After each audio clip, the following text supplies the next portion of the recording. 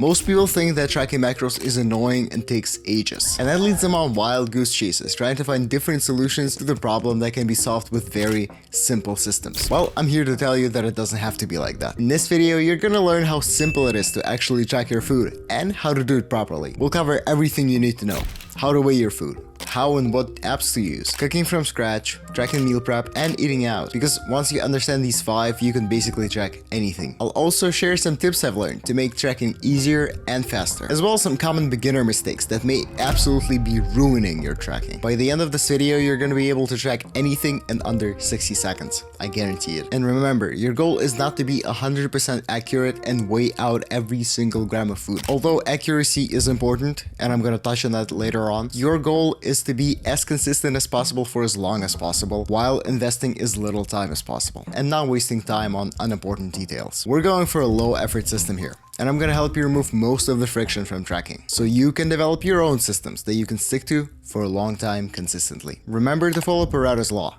or the 80-20 rule. 80% of your results or your output comes from just 20% of inputs. Alright, so let's get right into it. Also, forgot to mention, if you don't know how many calories you need to be eating per day, check out the guide in the card above. There, I explain the full principles of nutrition that will help you build an aesthetic body. Okay, let's continue. Step 1 is downloading a fitness tracker app. I recommend Chronometer. It is the best overall in my opinion, especially with its free tier being good enough for 99% of people. You can also use Macro Factor if you're rich. Just don't use MyFitnessPal. It's absolute dog shit and scanning labels is paid. But honestly, don't overthink it. Just pick the app that feels easiest to use and stick to it. Or ask on Reddit, I don't know. And next comes what you've all been waiting for, actually tracking. And for that, let's move to the kitchen.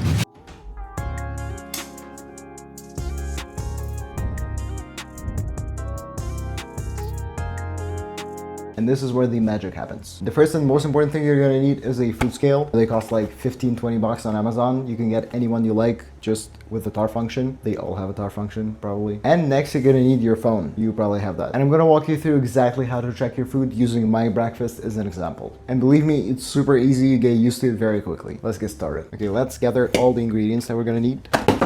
I got it. You take your food scale, you turn it on, put your bowl on the scale, tar it. Now comes the fun part. So you're gonna weigh every single raw ingredient that you use in the making of your food. If you're not really cooking but eating packaged foods, it becomes even easier. You just weigh the amount you ate or the whole package, scan the label, and you're done. Remember to try to track everything raw. That is the most accurate way. Remember, we're going for low effort, high efficiency here. I'm gonna start with my oats. I use 50 grams of oats. As you can see, it came out to 52 grams. It's all right. You can leave the 2 grams be. 100 milliliters of this particular milk.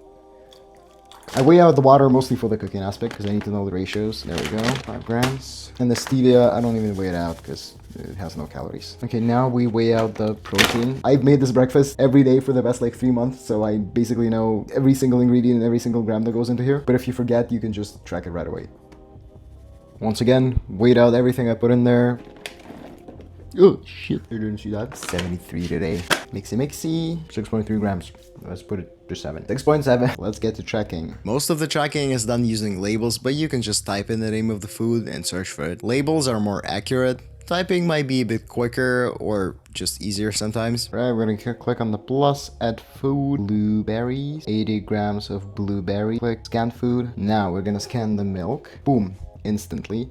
We added 100 milliliters. You can even scan the blueberries, honestly, but blueberries are blueberries. Oats. So use the exact ones that I use. Anyway, it doesn't really matter. Oats are pretty much oats everywhere. 182 calories, exactly. Now, scan another food. Add to diary. And this is exactly the reason why you track everything while you are cooking it, because I forgot what I put in there. Scan the protein powder. See? Now we ran into the problem of it doesn't exist here. That's all right. Try to scan things if possible, because the nutrition label is much more accurate than your average values here. Like, okay, for fruits and vegetables, of course, you can use the average, but for things like the rice cakes or even the oats, the milk, right? You can just scan the QR code. It's gonna be more accurate in terms of calories. But a word of warning. AI trackers have been gaining popularity as of recently. Yes, they're fast, but please, for the love of God, don't use them, especially for home-cooked stuff. They're extremely inaccurate and can really give you an incorrect understanding of how many calories a food should have. Understanding calories is a skill that you're gonna develop and get better at over time. Another tip: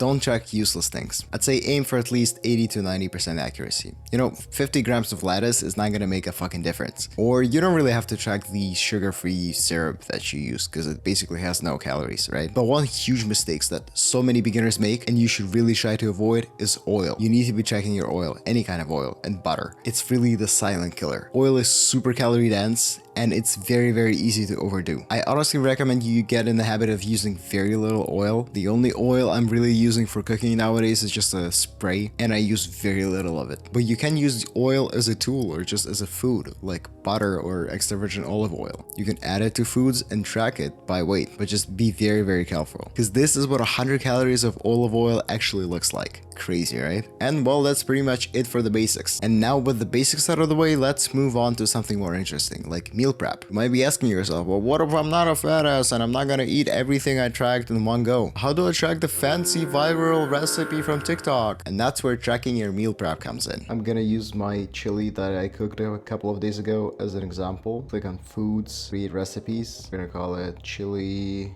con carne 2 because I already have one. Process is pretty much the same. You weigh all the raw ingredients that go into the dish. As you can see, I got my ground beef, I got my onions, I got my kidney beans, and all of the other good stuff. Now you have a 3,000 calorie concoction. Then, and that is the most important. So weigh the total cooked weight of the resulting food and input it as cooked weight in the recipe that you're making in the app. Now the only thing you need to do is divide the recipe into portions because you're not gonna eat it in one go, hopefully, and then you input it into the app. Because when you cook something, it actually either loses some weight or actually adds some weight with water. Let's say you basically used 800 grams of lean ground beef. For me, for example, for every 400 grams of lean ground beef and everything else that I put in there, I get 815 grams of cooked weight. You can either add servings or you can just skip it. Either do equal servings or do what I do, which is a bit more accurate and flexible. So I'm not really a big divide meal prep into portions guy, so I just usually kind of have one big container with all of the meal prep that I have. Every day I just weigh out how much I want to eat. And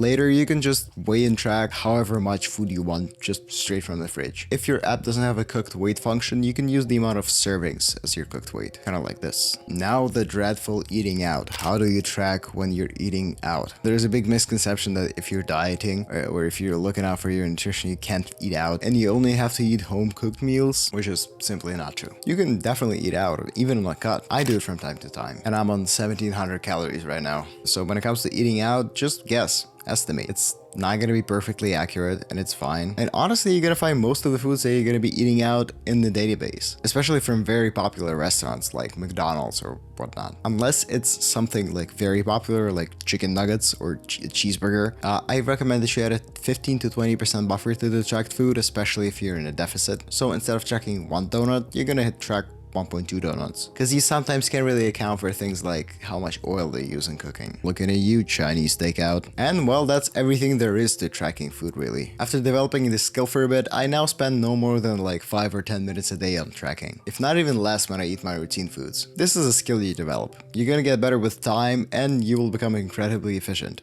And efficiency is our ultimate goal, for which you can honestly sacrifice 10% of accuracy or so, especially if you're just starting out. If you found this video helpful, consider subscribing and leaving a comment down below to let me know. I make videos like this every single week where I teach the low effort approach to dieting, so you can build the aesthetic physique of your dreams. Do all the YouTube shenanigans, press the like button, the bell icon, whatever. Love you, stay strong.